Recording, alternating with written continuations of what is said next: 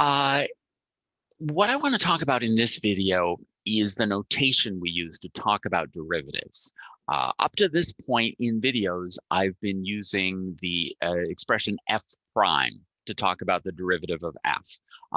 That's really useful because the derivative of the function is a function itself. So it makes sense to have notation that lets us treat the derivative like it's a function of x. But at the same time, there are a number of different ways, and sometimes the f prime notation is not the most convenient of them. So what I want to do in this video is show you a bunch of different ways to write notation, and we should be used to all of them. We should be familiar with seeing all of them because we'll shift from one to the other as it suits our needs.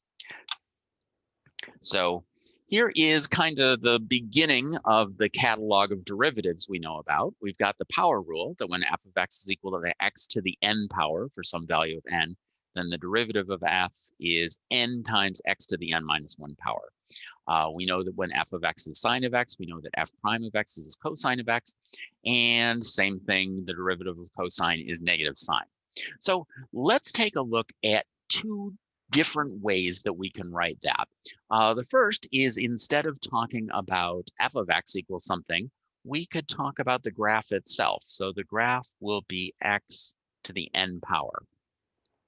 And so the notation that we use when we've got a function in this form, the notation is that we'll talk about dy over dx is equal to n times x to the n minus 1 power.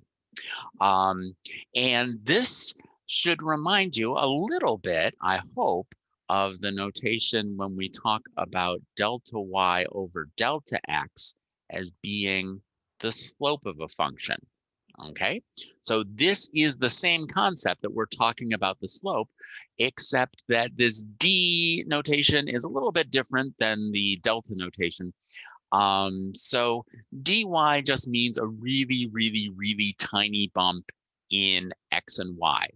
So when there's a really, really tiny bump in x, a small, small, small change in x, there's going to be a small, small, small change in y. And this is going to be the ratio of those two things. It's the same concept of talking about slope, except that it's just in this notation. Okay, and another thing that we like to be able to say is to kind of use this change notation, except without using the y. And so what I'll do there is I'll write dx. And then what I'm going to do in parentheses is I'm going to have the function that I write.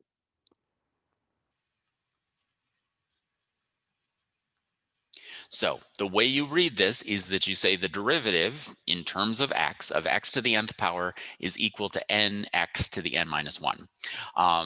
In this course, we're only going to have variables of one variable, so it's going to be really obvious with what respect we're taking it.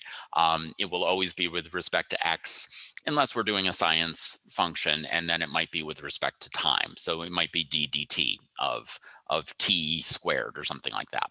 But this gives us kind of a nicer way of writing our derivative rules.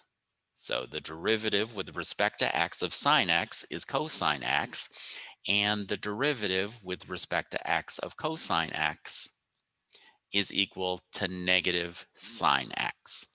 All right, so that's just a really brief introduction to kind of the notation of what we use to talk about derivatives.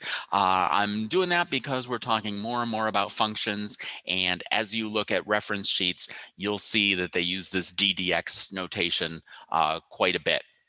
So I just wanted you to be familiar with what that was, and we'll be able to use this going forward.